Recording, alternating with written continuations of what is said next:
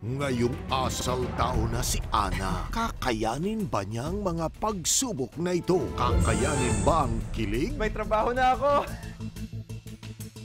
Kakayanin ba ang trabaho? Oh, ayan. Ikaw, tatanga-tanga ka talaga eh, no? Kakayanin ba ang selos? Nagsiselos ka ba?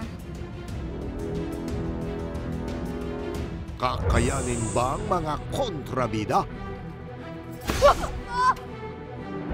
kang tatanga-tanga. Stupida! Akala mo maganda? Hindi ka maganda, Angela. Tingnan mo yung sarili mo. Ano, Ana? Papatalo ka ba? Ana?